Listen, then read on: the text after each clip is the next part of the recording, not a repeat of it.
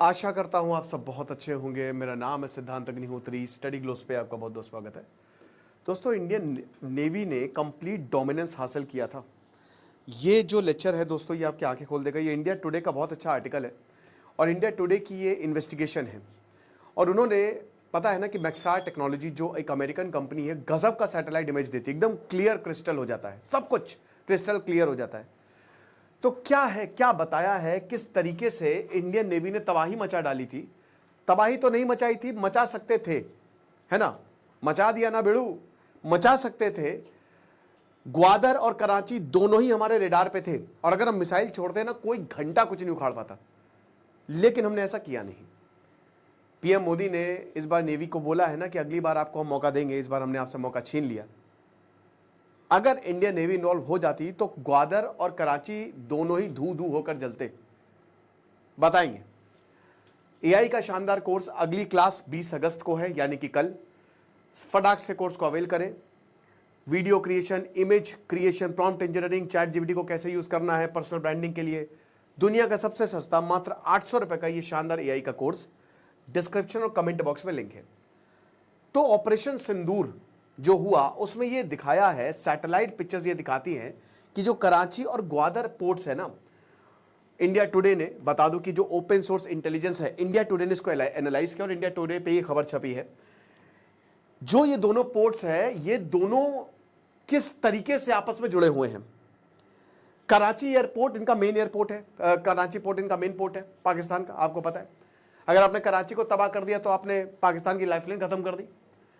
अब दोस्तों, जो वॉर शिप्स हमको कराची पे दिख रहे हैं, वो वॉर शिप 10 मई आते आते, जहां से 6-7 मई को कराची पे थे, 10 मई आते आते वो ग्वादर पे चले गए।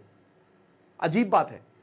जिन शिप्स को फ्रंट लाइन पे होना चाहिए, आप शिप तैनात करोगे ना, वो शिप पीछे हट गए और वो ऐसी जगह छुप गए कि उनको कोई ढूंढ ना सके।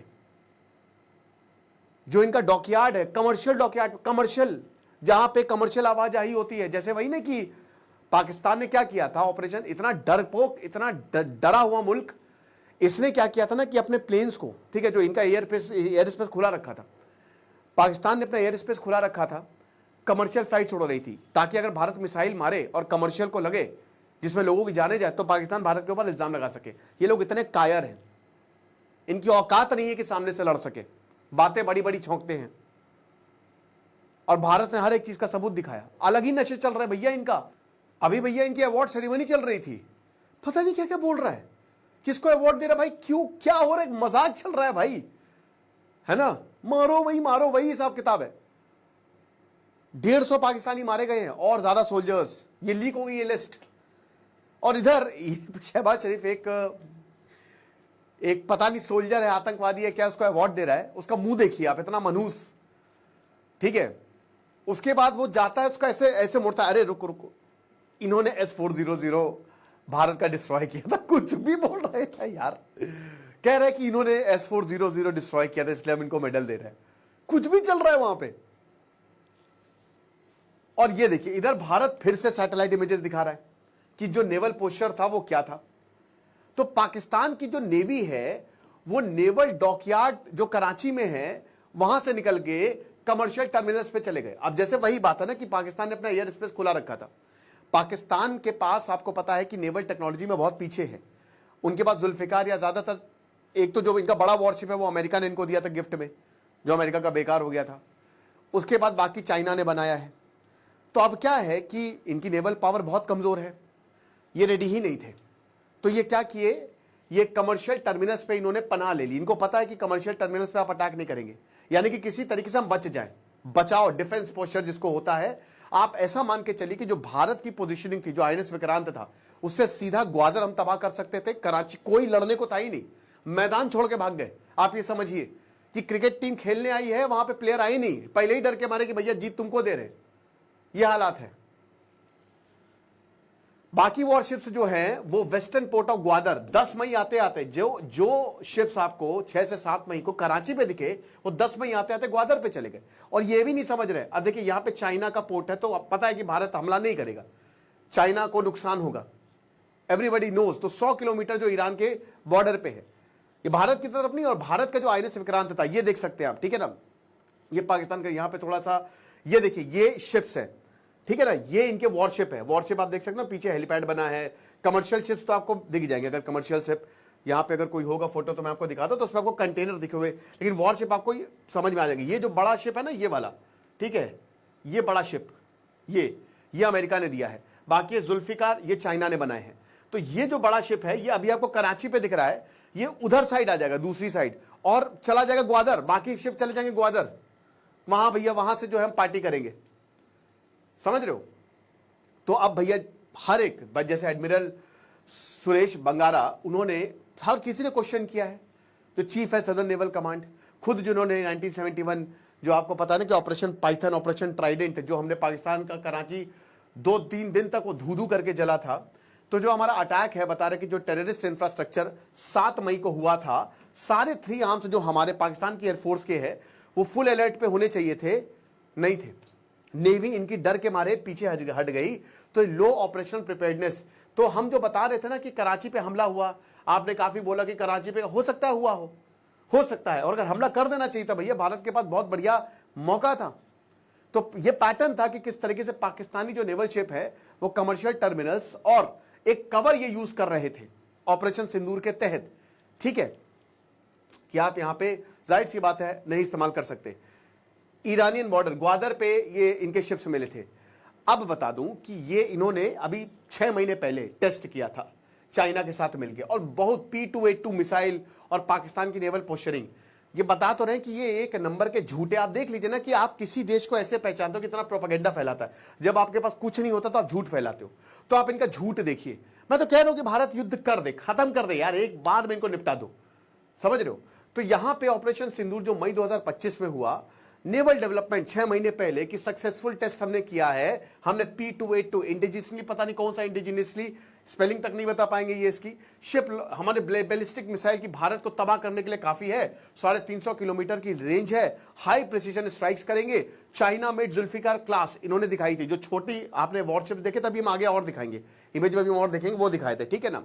और अनाउंसमेंट यही था कि जो न्यू नेवल पावर हमारे पास इतनी जबरदस्त आ गई है। जब ऑपरेशन हुआ, सैटेलाइट ने ये दिखाया, कमाल हो गया। लेकिन मतलब सैटेलाइट ने इनकी कमजोरी दिखा दी, ये जितना भी उपखुदा कर रहे थे।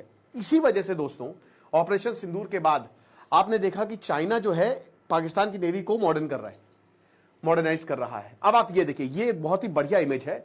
ये देखिए, ये सारे के सारे शिप जो थे वो कराची में एकदम फ्रंट लाइन पे खड़े थे। अब ये देखिए, ये 2 वॉरशिप्स हैं, ठीक है ना, 2 वॉरशिप है, ये 2 वॉरशिप है, ये इनके जुल्फिकार जो बताया। ये जो अमेरिका का वॉरशिप अब ये यहां दिख रहा है, पहले फ्रंट लाइन पे था, 10 मई को यहां पे आ गया, बाकी ये 2।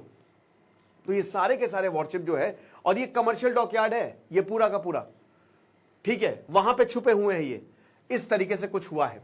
हाई रेजोल्यूशन, जैसा कि बताया कि मैक्सार टेक्नोलॉजी से ली है। तो यहां पे अगर हम देखिए कि पाकिस्तान के पास क्या क्या था, तो ये 2 Zulfiquar class frigates, camera off हो गया था यार, इसीलिए दोबारा से करना पड़ा मुझे। 2 तुगरीर क्लास फ्रिगेट्स जो इस समय पाकिस्तान का लार्जेस्ट है।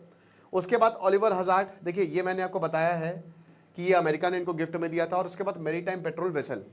तो ये सब के सब जो है वो भाग गए थे। कराची का वॉरशिप, अब देखिए सैटेलाइट इमर्जरी तो ये बताती है, ठीक है। उसके बाद जो कराची कमर्शियल पे थे, PNS Alamgir, Babar class corvette, डेमिन ऑफशोर पेट्रोल वेसल और PN फ्रिगेट, ये सब कराची के कमर्शियल टर्मिनल पे थे, ठीक है ना, ये चीज है। तो जो सिविलियन कार्गो शिप्स है ना, उसके बिल्कुल बगल में खड़े हुए थे। तो भारतीय नेवी की बिल्कुल डोमिनेंस की INS विक्रांत जहां पे खड़ा हुआ था, वहां पे कोई नहीं था, और आसानी से ये तबाह कर सकता था पूरे के पूरे कराची पोर्ट को। हमारी प्रॉपर रेडीनेस थी, नेवल रेडीनेस थी। तो यही एक्सपर्ट्स कह रहे हैं कि जहां पे पाकिस्तान जो है वो अपनी आर्मी पर रिलाई कर रही थी, भारत ने एक इंटीग्रेटेड स्ट्रैटेजिक तरीके से तीनों को, एयरफोर्स, नेवी और आर्मी को डिप्लॉय किया हुआ था।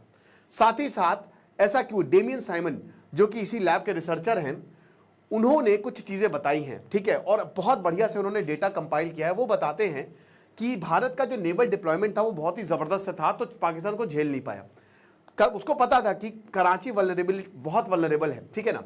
जो भारत अगर स्ट्राइक करेगा तो कराची, मतलब इनके फ्रिगेट्स बर्बाद हो जाएंगे। तो इन्होंने ये सोचा कि भाई देखो, बर्बाद तो होनी है अगर इनकी नेवी, तो क्यों ना इनको बचा लिया जाए और चाइना का सहारा या सिविलियंस का सहारा लिया जाए। इसीलिए पीछे हो गए, क्योंकि ये ये पलटवार नहीं कर सकते थे। फिर इनका जो सबमरीन आर्म है ना वो बहुत ही वीक है, और वही मैं बता रहा हूं ना कि चाइना ने इसीलिए बहुत ही बड़ा रिवैम्प दिया है इनको। और हमारे यहाँ की बात करते हैं तो भारत ने जॉइंट ऑपरेशन किया, हमारी नेवी, एयरफोर्स और आर्मी एकदम प्रॉपर तरीके से जो है वो इंटीग्रेट हुई है। ठीक है, तो स्ट्रैटेजिक इंप्लीकेशंस दोस्तों यही है कि भारत ने दिखा दिया है कि बाप बाप होता है। आप समझ रहे हो, कुछ भी कर लो, चाहे सीपेक हो चाहे कोई भी पैक हो, लेकिन अगर हमारे ऊपर आएगी तो हम हिचकेंगे नहीं कुछ भी तबाह करने में। और हमारा एक नेवल डॉक्ट्रिन से शिफ्ट हुआ है पाकिस्तान और भारत, नहीं सॉरी, पाकिस्तान का नेवल डॉक्ट्रिन जो है ना कि कहीं ना कहीं उनकी नेवी बहुत ही कमजोर है, वो रिलाय करते हैं सबमरीन, बट वो भी साइडलाइंड है। इनका जो सबमरीन डिपेंडेंस है वो भी साइडलाइंड है, वो भी बहुत अच्छा नहीं है। तो आई होप ये चीज आप समझे होंगे कि ऑपरेशन सिंदूर में भारत की सुपीरियरिटी कितनी ज्यादा रही थी। जो भी ये बोल रहे हैं ये इसीलिए डर के हमारे पाकिस्तान इधर उधर भाग रहा है और आसिम मुनीर उल जलूल बातें कर रहा है। ये तो हमारा बड़ा दिल है कि हम इस युद्ध को आगे नहीं बढ़ाते। बाकी आप AI के कोर्स को अवेल करें, आपको बहुत ज्यादा फायदा होगा। Thank you so much. कौन सा माल